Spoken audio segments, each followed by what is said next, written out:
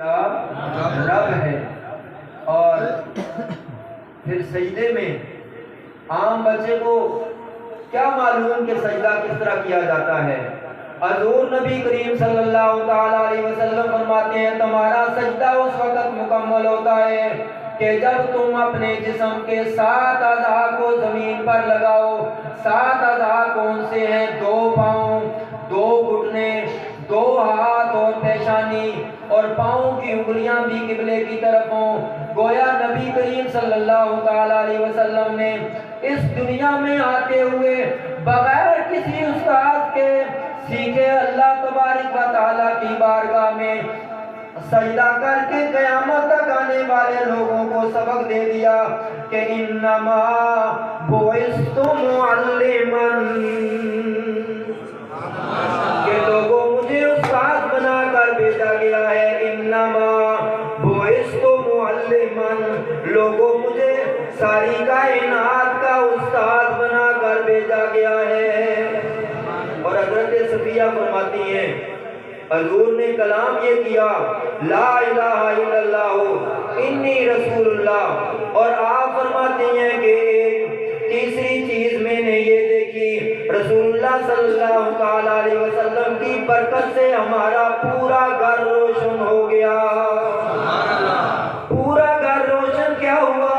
اللہ رب الجلال نے قیامت تک آنے والے لوگوں کے سینوں کو روشن کر دیا ہے کہ جس طرح یہ دنیا کا سورج چوتھے آسمان پہ رہ کر پوری دنیا کو روشن کر رہا ہے، اور نبوت کا سورج مدینے میں رہ کر پوری دنیا کے مومنوں کے سینوں کو روشن کر رہا ہے۔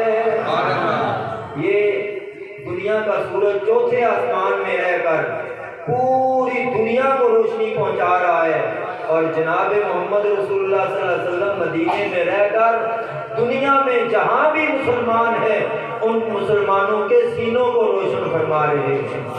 اور حضرت صفیہ فرماتی ہیں پھر میں نے ایک چیز یہ دیکھی کہ جس طرح گھر میں بچہ پیدا ہوتا ہے مائیں کوشش کرتی ہیں اور دادیاں کوشش کرتی ہیں، نانیاں کوشش کرتی ہیں دیکھیں یہ بچہ ہے یا بچی ہے۔ حضرت صفیہ فرماتی ہیں میں نے دیکھا کہ دیکھوں کہ کون کیا ہے، بچی ہے یا بچہ ہے۔ آپ فرماتی ہیں کہ نبی کریم صلی اللہ تعالیٰ علیہ وسلم ختنہ شدہ اور ناپ بریدہ تھے۔ حضور کی ناپ بھی کٹی ہوئی تھی اور ختنہ شدہ پیدا ہوئے، یعنی دوسرے بچے اس طرح نہیں پیدا ہوتے، اس لیے کہ ناپ کے ذریعے ماں کے پیٹ سے بچے کو خوراک ملتی ہے، اور نبی کریم صلی اللہ علیہ وسلم ناپ بریدہ تھے اور ختنہ شدہ تھے، ختنہ بھی ہوا تھا اور ناپ بھی کٹی ہوئی تھی۔ اور حضرت صفیہ فرماتی ہیں کہ جس طرح گھر میں بڑی عورتیں کوشش کرتی ہیں کہ جب نیا مہمان گھر میں آتا ہے، یہ نومولود بچہ دنیا میں آتا ہے، تو مائیں بڑی عورتیں کوشش کرتی ہیں اسے غسل دینے کی، کیا کرتی ہیں؟ غسل دینے کی کوشش کرتی ہیں۔ مسلمان کے لیے 2 غسل دیے جاتے ہیں، مسلمان کو جب اس دنیا میں آتا ہے اس وقت بھی اور جب اس دنیا سے جاتا ہے اس وقت بھی۔ جب دنیا میں آیا تھا اس وقت بھی دنیا والوں کا محتاج تھا، لوگوں کا محتاج تھا، جب اس دنیا سے جاتا ہے اس وقت بھی غسل کا محتاج ہوتا ہے۔ ورنہ ہفتے کے اندر 1 دفعہ غسل اگر واجب نہ ہو تو ہفتے کے اندر 1 دفعہ غسل کرنا سنت ہے۔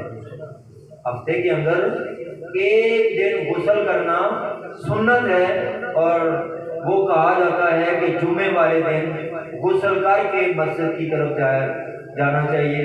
حضور نبی کریم صلی اللہ تعالیٰ علیہ وسلم کو غسل دینے کا ارادہ حضرت صفیہ فرماتی ہیں ہم نے کیا تو میرے کانوں میں آواز آئی کہ او صفیہ تو کس کو غسل دینے کا ارادہ کرتی ہے؟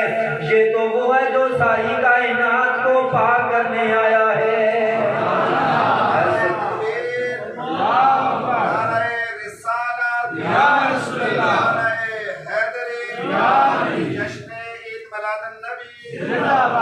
اے صفیہ تو کس کو غسل دینے کا ارادہ کرتی ہے؟ یہ تو وہ ہے جو کو پاک کرنے آیا ہے۔ حضرت صفیہ فرماتی ہیں پھر میں نے حضور نبی کریم صلی اللہ تعالیٰ علیہ وسلم کے دونوں شانوں کے درمیان دیکھا کہ حضور صلی اللہ تعالیٰ علیہ وسلم کی مہر نبوت موجود تھی۔ حضور نبی کریم صلی اللہ تعالیٰ علیہ وسلم فرماتے ہیں مجھے ساری کائنات کے لیے رسول بنا کر بھیجا گیا ہے، اس لیے آل سنت جناب محمد رسول اللہ صلی اللہ تعالیٰ علیہ وسلم کے کچھ حق بتاتے ہیں۔ اللہ کے رسول جناب محمد رسول اللہ صلی اللہ تعالیٰ علیہ وسلم کا پہلا حق مسلمانوں کے اوپر کیا ہے؟ سب سے پہلا حق رسول اللہ صلی اللہ تعالیٰ علیہ وسلم کا مسلمانوں پر کیا ہے جی؟ اللہ تعالیٰ فرماتا ہے یا ایھا الذین آمنوا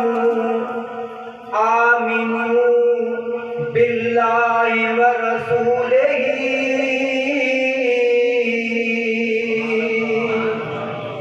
سب سے پہلا حق یہ ہے کہ اللہ تعالیٰ فرماتا ہے کہ اے ایمان والو تم اللہ پر اور اس کے رسول پر یقین رکھو، اللہ پر اور اس کے رسول پر یقین رکھو۔